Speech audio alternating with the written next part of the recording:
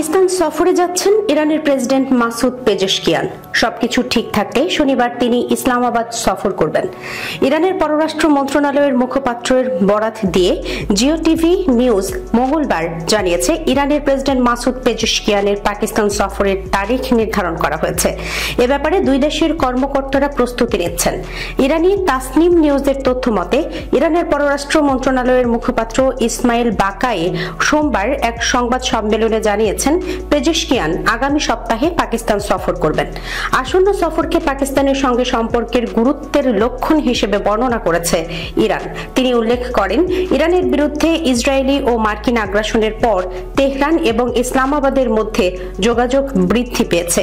টানা 12 দিন ধরে সামরিক, পারমাণবিক এবং আবাসিক স্থাপনাগুলোতে মার্কিন ও ইসরায়েলিদের হামলার নিন্দা জানিয়েছে পাকিস্তান। ইরানের পাশে পাকিস্তানের অবস্থান গ্রহণকে তাৎপর্যপূর্ণ অভিহিত করে কৃতজ্ঞতা প্রকাশ করেন মুখপাত্র। এদিকে ইরানের স্বরাষ্ট্রমন্ত্রী ইস্কান্দার মোমেনি পাকিস্তানের স্বরাষ্ট্রমন্ত্রী মহসিন নাকভির সঙ্গে টেলিফোনে কথা বলেছেন। পাকিস্তানের সাম্প্রতিক বন্যায় প্রাণহানির ঘটনায় গভীর দুঃখ প্রকাশ করেন ইরানি স্বরাষ্ট্রমন্ত্রী। নিহতদের পরিবারের প্রতি আন্তরিক সমবেদনা জানিয়ে ইরানি মন্ত্রী বলেন, এই কঠিন সময়ে আমরা পাকিস্তানের সরকার এবং জনগণের পাশে আছি।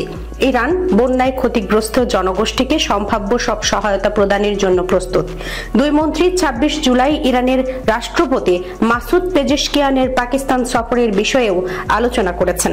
নাকভির সাম্প্রতিক ইরান সফরের জন্য তাকে ধন্যবাদ জানান ইরানি মন্ত্রী। অন্যদিকে পাকিস্তানি মন্ত্রী বলেন, ইসলামাবাদ প্রেসিডেন্ট পেজেশকিয়ানকে স্বাগত জানাতে আগ্রহী। এর মধ্য দিয়ে দুই দেশের সম্পর্ক নতুন উচ্চতায় পৌঁছাবে বলে আশা তাদের।